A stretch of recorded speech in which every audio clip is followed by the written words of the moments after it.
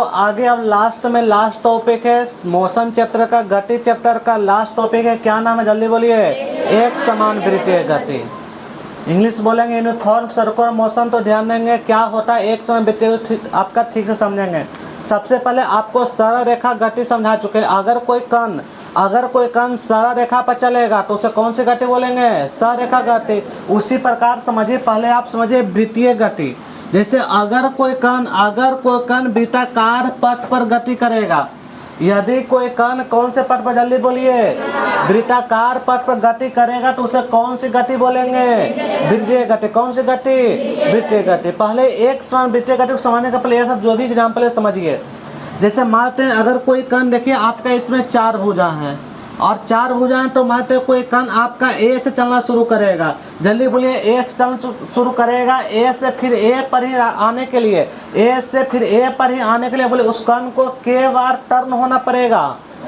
आप देखिए, बोलिए ए से बोलिए कहाँ आएगा? बी पर। फिर बोलिए यहाँ से टर्न होना पड़ेगा। बोले बी से कहाँ आएगा? यहाँ से बोले टर्न होना पड़ेगा। सी से कहाँ आएगा? यहाँ से टर्न, बोले के बार होना पड़ा। 1 बार, 2 बार, 3 बार और के बार, यानी कहने का मतलब 4 बार टर्न होना पड़ेगा। तो ध्यान दीजिए यहाँ पर बोर्ड पर समझिए। तो उस कण को के बार दिशा बदलना पड़ेगा। 1 बार हुआ, जैसे यहाँ से जाते 1 बार, यहाँ दिशा बदला 2 बार, यहाँ दिशा बदला 3 बार, यहाँ के बार, कुल में बोले के बार दिशा बदला 4 बार। 4 भुजा तो बोले के बार 4 बार दिशा बदला। देखिए इसमें कितने भुजा हैं? जल्दी बोलिए, कितने भुजा हैं? 2 2 4 और 2 के गो है? छोटे। जल्दी बोलिए, इस कण को अगर ए से चलना शुरू करेगा, ए से बी पर आएगा तो बोले 1 बार टर्न लेगा, के बार दिशा बदला। बोले बी से कहाँ आया? के बार दिशा बदलेगा। सी से कहाँ? फिर से दिशा बदलेगा। बोले डी से कहाँ? ई पर। ई से कहाँ? एफ से कहाँ? ए पर। बोले के बार दिशा बदल लेगा 6 बार, के बार। आइए जल्दी बोलिए, इसमें के गो भुजा है? के गो भुजा है? 8 गो। कितने भुजा है? तो देखिए के बार टर्न होना पड़ेगा। बोलिए 1 बार, 2 बार, 3 बार, 4 बार, 5 बार, 6 बार, 7 बार के बार। यानी उस कण को कितनी बार और उसकी जो है वो दिशा बदलना पड़ेगा?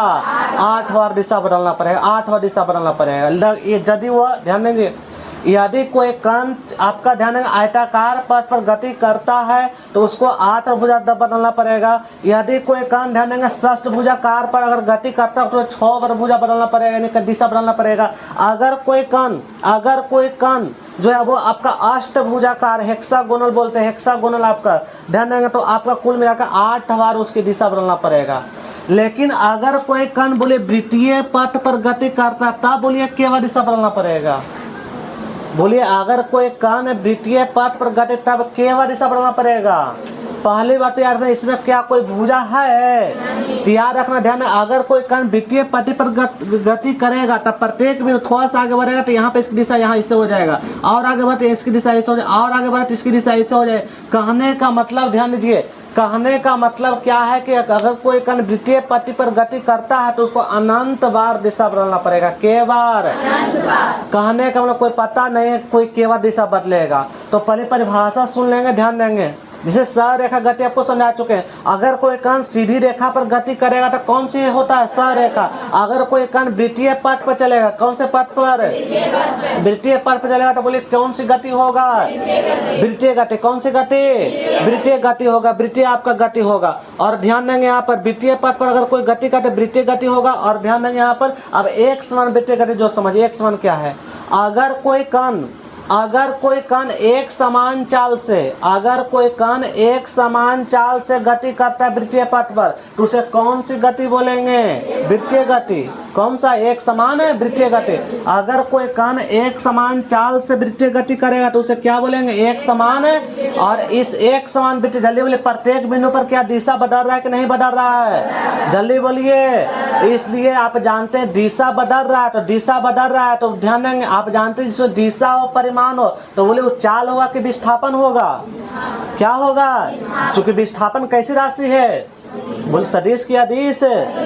अदिश है। सदिश ना बताए हैं। तो बोले विस्थापन कैसी राशि है? अब दिशा बदलेगा तो विस्थापन भी बदलेगा। ध्यान रखिएगा कि ध्यान दीजिए, एक समान वृत्तीय गति में विस्थापन बदलता है। विस्थापन क्या होता है? विस्थापन बदलता है। विस्थापन क्या होता है? विस्थापन आप कारण क्या है? क्योंकि दिशा भी क्या होता है? बदलता है। दिशा क्या होता है? अभी आपको बताए ना, जैसे इसमें देख, क्या इसमें कोई भुजा आपको दिख रहा है? तब प्रत्येक बिंदु पर अलग दिशा होगा। यहाँ पर जाएंगे तो ऐसे दिशा हो, यहाँ पर जाएंगे तो ऐसे, यहाँ पर जाएंगे ऐसे दिशा हो जाएगा। प्रत्येक बिंदु पर दिशा बदलेगा। तो क्या कोई दिशा निश्चित है? तो कितनी दिशाएं बदल लेगा? पूरा गति करना अनंत दिशाएं बदल लेगा। और इसलिए अगर एक समान चाल से चलेगा, ध्यान दीजिए, एक समान, चूंकि दिशा उसके बदल रही है, तब आपका चूंकि दिशा बदल, इससे विस्थापन भी यानी विस्थापन बदलेगा, लेकिन चाल कैसा रहेगा? जल्दी बोलिए, चाल कैसा रहेगा? एक समान। बोले चाल कैसा रहेगा? एक समान। अगर कोई गति किसी वृत्ताकार पथ पर एक समान चाल से गति करते हैं तो जल्दी बोलिए उसे कौन सी गति बोलेंगे? इस एक समान वृत्तीय गति में दिशा बदलती रहती है। प्रत्येक बिंदु पर उसकी दिशा क्या होती रहती है? इसलिए उसके विस्थापन भी क्या होगा? बदलेगा। प्रत्येक बिंदु पर खींची गई स्पर्श रेखा उसकी दिशा को बतला रही है। प्रत्येक बिंदु पर खींची गई स्पर्श रेखा उसकी क्या बतला रही है? दिशा। चूंकि दिशा बदल रहा है तो विस्थापन भी क्या होगा? आपको पढ़ाए ना, जिसमें दिशा हो, परिमाण हो, उसे सदिश बोलते हैं। तो इसका दिशा क्या हो रहा है? बदल रहा है, तो विस्थापन भी क्या होगा? क्या चाल सदिश है कि अदिश है? चाल क्या है? सदिश है, अदिश है। तो ऐसा दिशा की जरूरत है चाल में। और एक समान चाल से याद रखें, चाल कैसा रहेगा? जल्दी बोलिए, एक समान। और विस्थापन क्या रहेगा? बदलते रहेगा। कारण दिशा क्या रहता है? बदलते रहता है। अब ध्यान दीजिए यहाँ पर, और याद रखिए, प्रत्येक बिंदु पर खींची गई स्पर्श रेखा उस बिंदु को, उस वहां पर कण की, उस बिंदु पर कण की उसकी दिशा बतलाएगी। और यार इस बिंदु पर अनंत दिशाएं होगी। आगे ध्यान देंगे, अगर इस वृत्तीय पथ पर, मात्र वृत्तीय पथ की त्रिज्या बोलिए क्या है? वह त्रिज्या क्या है? तो मात्र की वृत्तीय पथ की त्रिज्या आपका r है, तथा कोई कण एक समान वृत्तीय वेग बोलिए इसका वेग क्या है? देखिए यहाँ पर वेग है आपका इस प्रकार दिशा हो गया, यहाँ पर ऐसा दिशा हो गया, यहाँ पर ऐसा हो गया, बी बिंदु पर इस प्रकार हो गया। उसका वेग भी से किस पथ बोले गति कर रही है? वृत्तीय पथ पर गति हो रहा है। तब उस कण द्वारा एक चक्कर में, आप खुद जानते हैं, बोलिए, अगर ध्यान देंगे वृत्ताकार पथ पर आप एक चक्कर लगा लें तो एक चक्कर कितना के बराबर होता है?